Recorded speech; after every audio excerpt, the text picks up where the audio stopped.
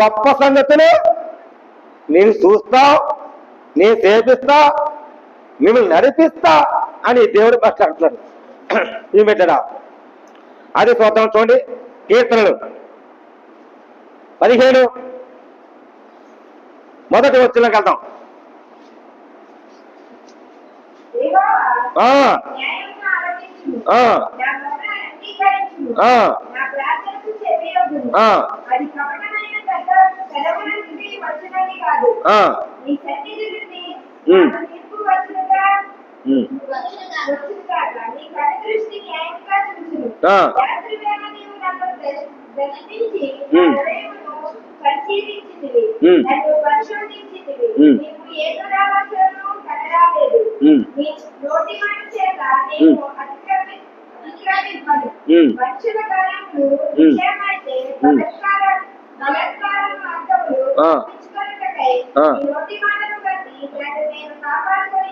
దేవుడికి స్తోత్రం.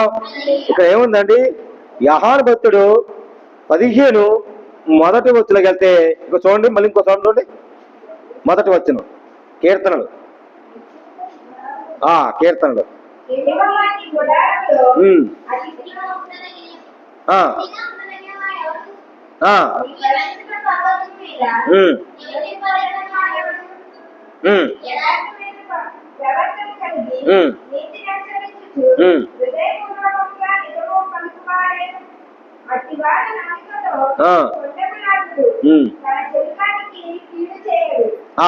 ఇక్కడ ఏంటండి, నిజముగా ఆత్మీయుడు పొరుగువారంట కీడు చేయడంట.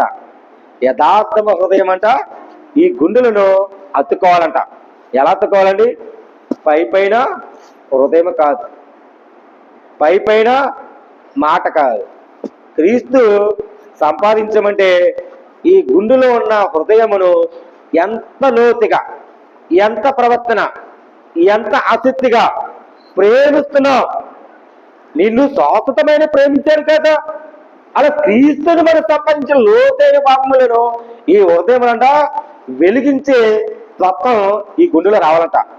ఈ శరీరము ఆత్మ ప్రభువా నీకే అప్పగిస్తున్నా, నీ చిత్తమైతే నన్ను కనికరించు, నీ చిత్తమైతే నన్ను వాడుకో, నీ చిత్తమైతే నన్ను కుటుంబాన్ని వెలిగించబడినట్లుగా ప్రార్థించాలి.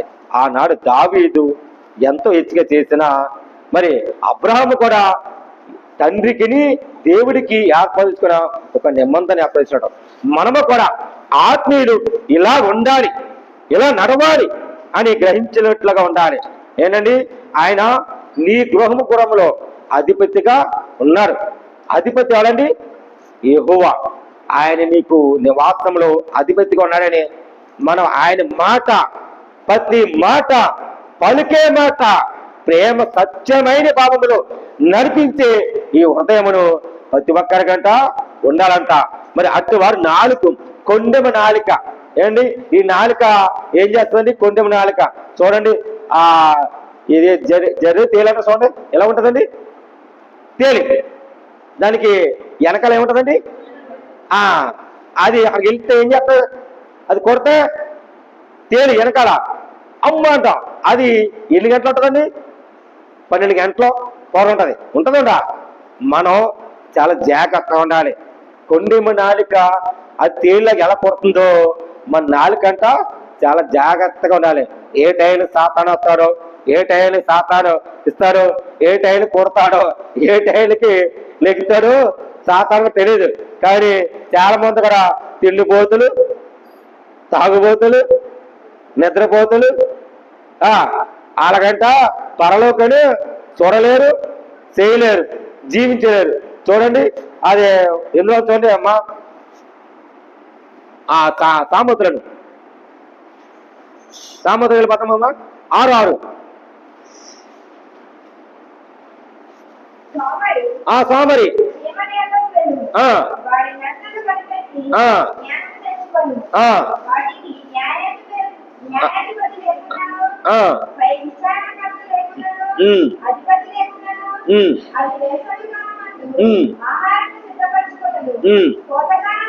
ఉమ్, ధాన్యము కూర్చుకొనదు. ఉమ్, సోమరి ఉమ్. ఎన్నాక నీవు పడుకోండి? ఆ, చెప్పమ్మా. ఎప్పుడు నిద్రలేచెదవు? ఆ, ఇక కొంచెము నిద్రించెదనని, ఆ. కొంచెము కుడికెదనని, ఆ. కొంచెము సేపు ఆ. నీడను పులుచుకొని ఆ. బతుకుదునని ఆ, నీవనుచుందువు. ఆ, అందుచేత ఆ. దోపిడిగాడు ఆ. వచ్చినట్లు ఉమ్. దారిద్ర్యము ఉమ్. ఎద్దకు వచ్చును. ఉమ్, ఆయుధదారుడు ఉమ్. వచ్చినట్లు ఉమ్. లేమి ఉమ్. ఎద్దకు వచ్చును. ఉమ్, కుటిలమైన మాటలు పలుకువాడు ఉమ్. పచ్చిమాలిన మాటలు దుష్టుడై ఉన్నాడు. ఇక్కడ ఏముందండి? సోమరులు ఏం చేస్తారండి? ఎప్పుడు తిందామా, ఎప్పుడు లేద్దామా, ఎప్పుడు పడుకుందామా, ఎప్పుడు తెల్లయిందా లేదా, ఎప్పుడు బయట పోతామా, అది తెలియదు. జీవితం అంటే తెలియదు. తెలియక మరి క్షమించాలి. ఈ వాక్యం సారంగా మిమ్మల్ని చెప్తున్నా, అర్థం చేసుకుంటారని. అంటే మనం ప్రార్థించాలి. దేవుడి ప్రకారంగా ఆత్మీయులు ఎలా ఉండాలంటే, ఈ వాక్యం ఏం చేస్తుందంటే చాలా జాగ్రత్తగా ఉండాలంట. ఆత్మీయులు ఎలా ఉండాలి. కానీ చాలా మంది కూడా చాలా మంది కూడా ఎప్పుడు వెళ్తారో ఎప్పుడు వెళ్తారో తెలియదు. దేవుడు ఉన్నాడని భయభక్తి కలిగి జీవించే విధానం రావాలి. క్రీస్తుని సంపాదించే విధానం రావాలి. అలాగే అబ్రాహాము కూడా అలా సంపాదించాడు. మనము కూడా అలా ఉండాలి. ఈ ఆశ్రయ కాలం వచ్చేస్తుంది, కష్టపడాలి. ఎందుకంటే వర్షాకాలం వస్తుందండి.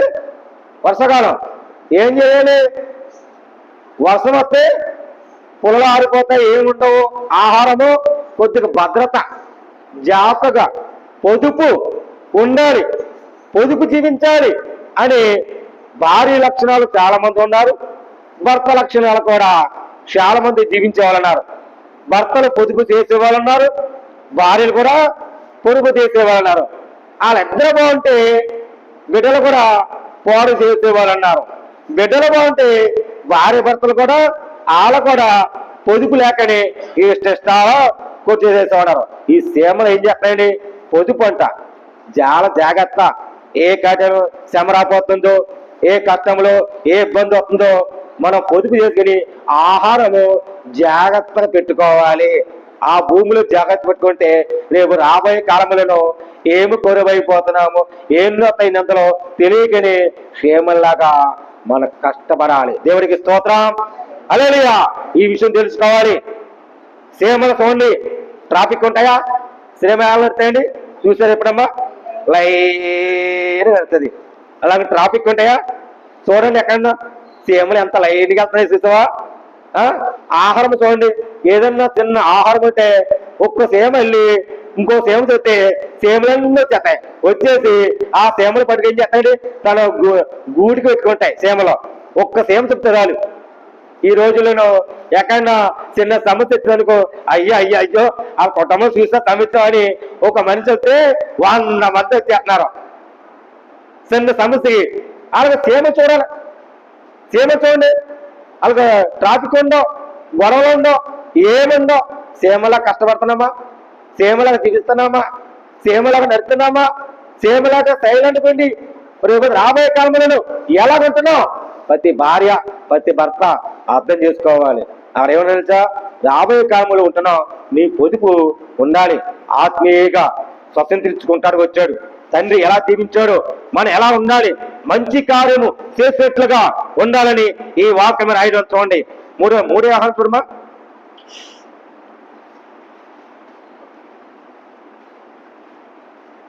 3 యోహాను 1:11 వెళ్దాం. 11.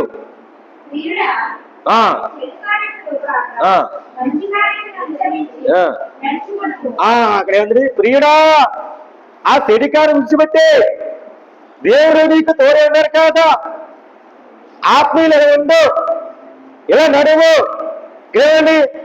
మంచి కార్యము అనుసరించి నడుచుకోండి.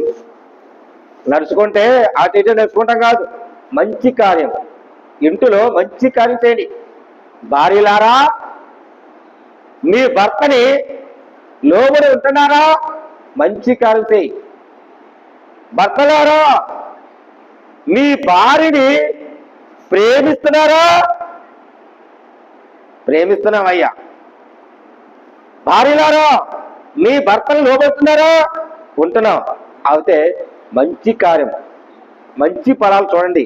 ఇక్కడ ఏముందండి? ప్రియుడా తుది కార్యము కాక మంచి కార్యం చేయి. ఈ సేమలు అలా కష్టపడ్డాయి.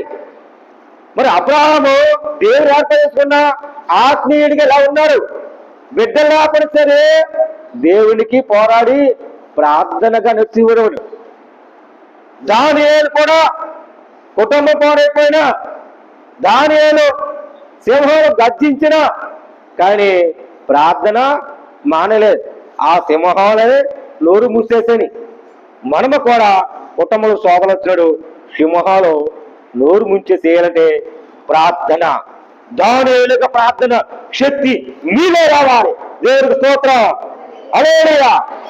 అలాగే అబ్రహాములాగా నీకు నాకు మరి ఏర్పాటు చేసుకునే ప్రార్థన కావాలి. అలా ప్రార్థన శక్తి ఉంటేనే నీలో ఏమిటండి? మంచి కార్యము చేసే విధానం మీ అందరి దృష్టికి వస్తుంది. ప్రియమిత్రులారా, మనము కూడా ఆత్మీయంగా ఉండాలి. అలా చక్కగా నేర్చుకోవాలి. దేవుడికి స్తోత్రం. హల్లెలూయా. అది ఎలా తిప్పమ్మా? కింద మధ్యలో ఉంది కదా, ఎలా తిప్పు. ఓకే,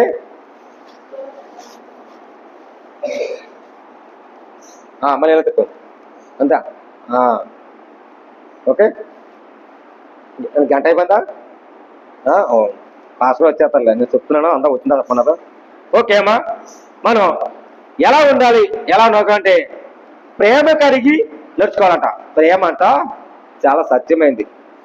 ప్రేమ చూపించే యేసయ్య ఉన్నారు కదా, ప్రేమ కలిగి చాలా చక్కగా నడుచుకోవాలంట. కుటుంబంలోని దేవుడి దగ్గరికి ఉండి ప్రేమ నడుచుకోవాలంట. చూడండి, ఎపిసిలోకి వెళ్తాం. చూడండి అమ్మా, అమ్మ సహోదరి, చక్కటి మీకు చెప్తాను, వినండి, గ్రహించండి. 5 ఎపిసిలకు 5:2.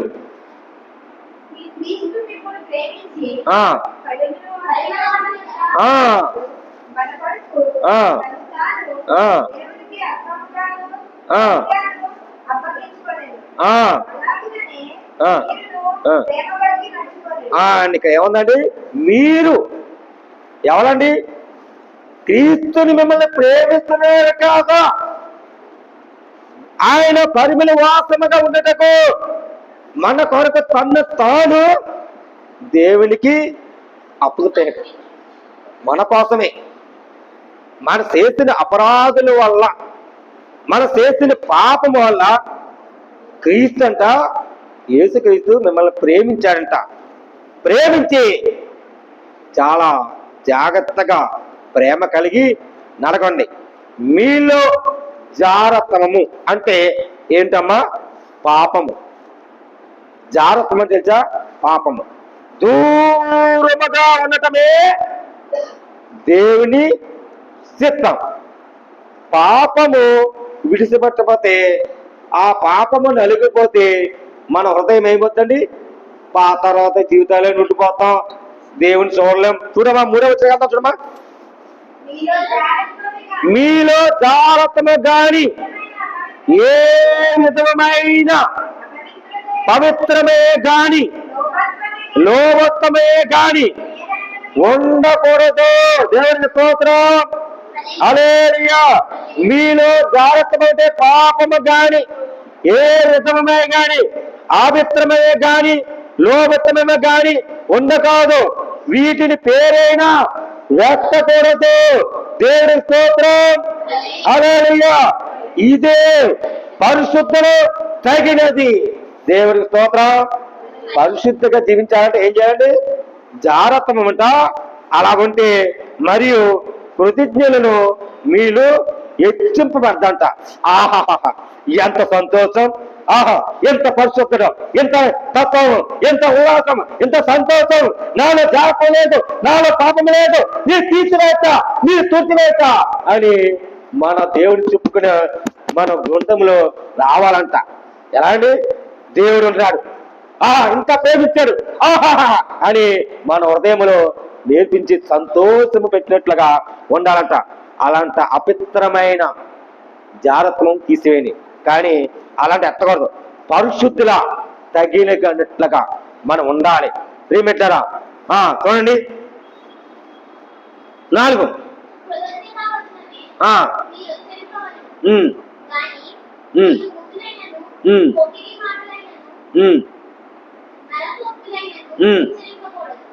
అక్కడ ఏముందండి? దేవుని కృతికి చెల్లించాలి, ఉచ్చరింపవాలాలి.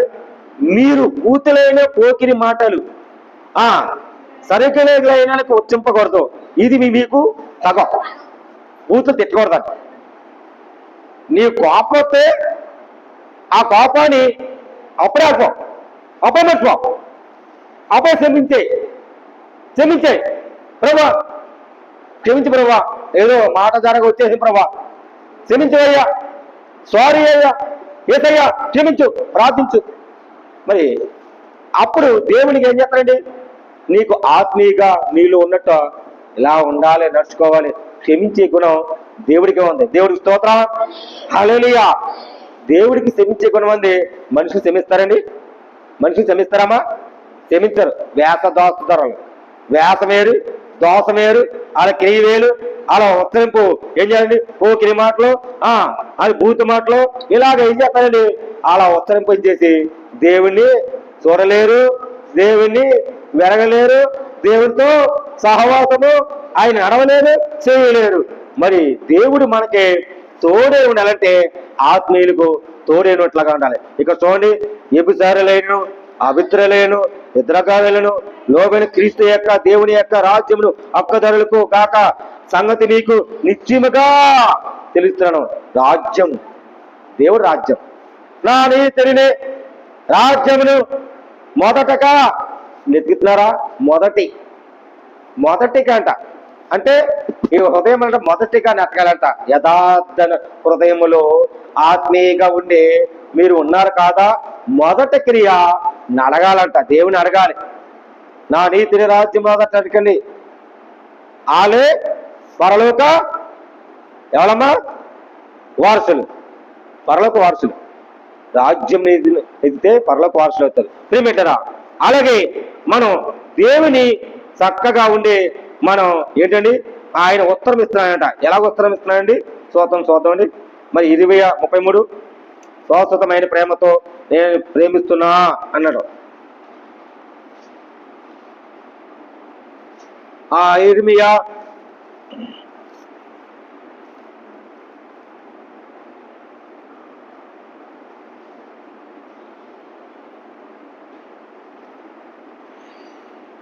33:3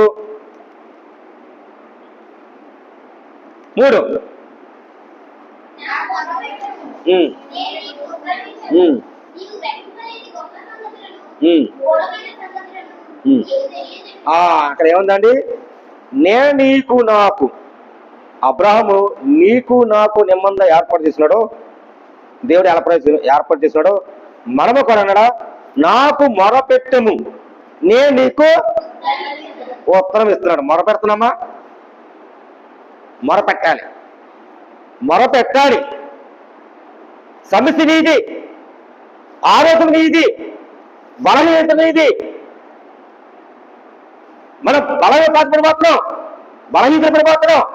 కానీ దేవునికి నాకు మొరపెట్టుమని నేను నీకు ఉత్తరం ఇస్తా. మొరపెట్టలేంది ఉత్తరం వస్తా మనకి రావు. చాలా చూడండి, పోస్టులు వస్తారు. పోస్ట్ ఏం చేస్తారు? మీకు ఉత్తరానికి జవాబు సమాధానం వస్తుంది. ఆ పోస్ట్ రాకపోతే ఏం చేద్దండి? దేవునికి మొరపెట్టి విధానం మనం ఉండాలి. అలాగే దేవుడి వరాలు కావాలన్నా, దేవుని తేగ కావాలన్నా, దేవుని ఆత్మీయంగా ఉండాలన్నా మనం గుడారములు ఎక్కడున్నా, ఏ సంగతులైనా, మీ కుటుంబంలో ఏ సంగతులైనా, ఏ బాధలైనా, ఏ సమస్యలైనా, ఏ ఇరికైనా, ఆర్థిక సమస్యలని, ఆర్థిక ఇబ్బందులని, అనారోగ్య సమస్యలని, ఏ సమస్య అయినా దేవునికి మొరపెట్టేలా ఉండాలి. దేవుని మీ ప్రతి బాధ, మీ కన్నీరు చూసివేస్తాడు, మీ బాధ విడిచేసేస్తాడు. మీ సమస్యని దేవునికి మొరపెట్టి వినాలి ఉండాలి. అలాగే అబ్రహాము కూడా దేవునికి ఏర్పరిచినాడు. అలాగే దేవునికి ఏర్పాటు చేసుకుని అన్ని నిబంధనలు సహవాసం ఉండడం. మనము కూడా దావీదులాగా మొరపెట్టేలా ఉండాలి. మొరబట్టి ప్రార్థన రయ్యి పగలు వినండి, ముమ్మరుగా ప్రార్థన చేసి ఉండాలి. దేవుడు మీతో మాట్లాడుతున్నాడు. మనం మొరపెడతామా? అవుతాయి. ప్రార్థన చేస్తాం, అందరి కోసం ప్రార్థన చేస్తాం. ఏ సమస్య అని, ఏ బాధ అని, ఏ ఇరిక అని, ఏ సమస్యలతో వెంటాడి ఈ మొర దేవుడు ఆలకిస్తలేదు అని నీ బాధతో ఉండవా? అది బాధ వద్దు. నీ కన్నీరు తుడిచేస్తా, నీ బాధ తుడిచివేస్తా.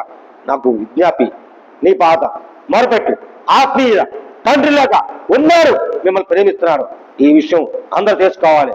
ప్రార్థన చేద్దాం, అందరం కళ్ళు మూసుకొని ప్రార్థన చేద్దాం. మీ సమస్య కూడా, మీ బాధ కూడా ప్రార్థన చేద్దాం. అందరు కళ్ళు మూసుకోండి. దేవుని మాటలు దిగించి ఆచరించిన కాక ఆమేన్. ప్రార్థన చేద్దాం.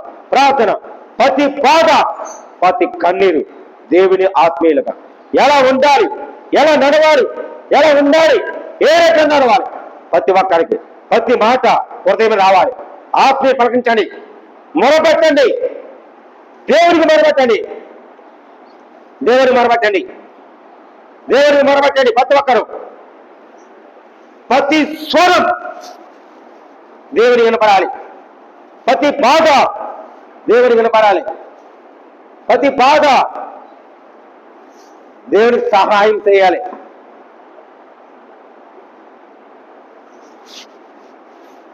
ప్రతి వేద దేవుడి మొరపెట్టు.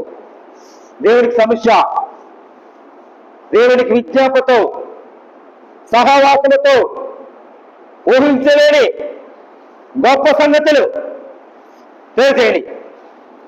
ప్రతి ఒక్కరికి సహాయం ఇచ్చలేక ఉండాలి. ప్రార్థన చేద్దాం. ప్రతి ఒక్కరికి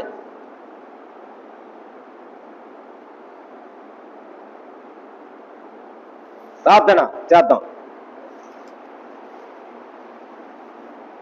ప్రార్థన. పరిశుద్ధమైన ప్రేమ కలగండి. ఈ బిడ్డ దీవించి ఆస్వాదించండి ప్రభా. కుటుంబంలో వ్యాధులకుండా నీ పరిశుద్ధ రక్తముతో అభిషేకించి క్షారాన్ని తెచ్చిన ప్రభా.